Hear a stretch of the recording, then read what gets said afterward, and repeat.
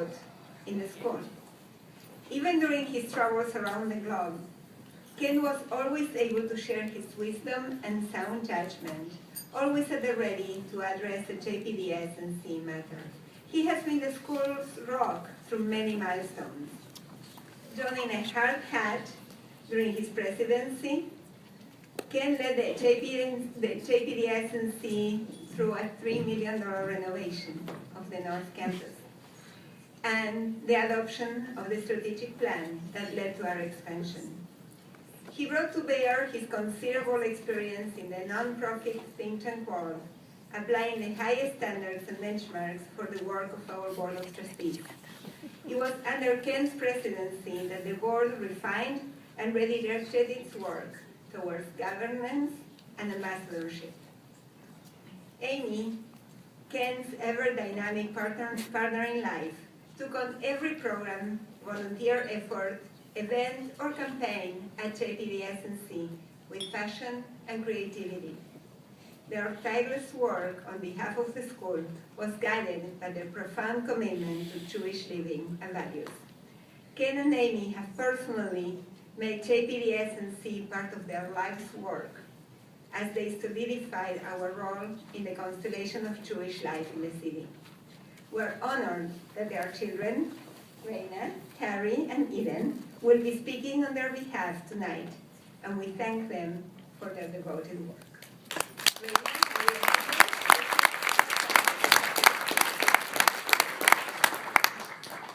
Good evening. Before I begin, I would just like to point out how perfect it is that my dad, neocon extraordinaire, is being honored at the first Purim ball held at the Ronald Reagan Building. We are honored to accept the board on behalf of our parents tonight, who could not be here because Dad is sitting Shiva for his father, Victor Weinstein, who passed away on Wednesday. This is a painful time for our family, but our parents wanted us to be here to say thanks. JPDS has been central to our family and our lives for the past 11 years. When I arrived in kindergarten, the first year that the school was on the 16th Street campus, the JPS community has been an enormous source of strength, especially when my grandma Hannah died 8 years ago and my grandma Jojo died 6 years ago. And even though we just arrived home from New York, this community has already rallied around us in ways that are unimaginable. Though my father has faced significant grief this week, there is one thing that has made him very happy: that my mom couldn't get anywhere near this silent auction tonight. As everyone knows, Dad was president of the board and served for 8 years. Not only did he teach us the importance of service, we actually served under him. 1 year, Dad was president, Reina was president of the student council, and I was vice president. We were like the Corleones of JPDS. Hey, I'm gonna tell you something. None of you kids complained when we shook them down for lunch money. Dad wanted to thank everyone in the JPDS community, especially the school leadership, Mr. M, Mr. Zimmond, Mrs. Fordell, Mrs. Canfield, and his buddy Marshall Green, as well as his predecessors and successors as board president, especially Miss Greenfield and Miss Goodman, and all the officers and trustees who worked so hard while he was board president. My grandmother Hannah made Jewish education her #1 priority, and taught my father to make Jewish education also his #1 priority. And knowing this, I intend to follow this example by attending JDS next year.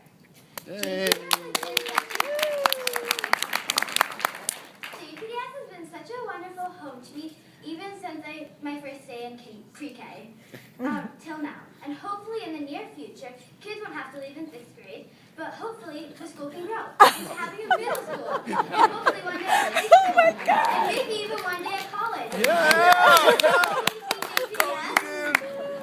Because every Jewish child in DC deserves a Jewish education.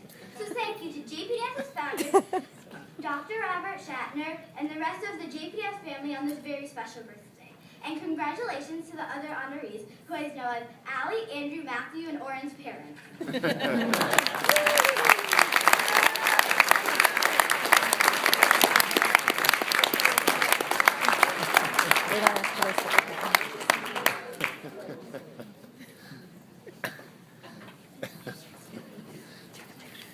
Good Republicans.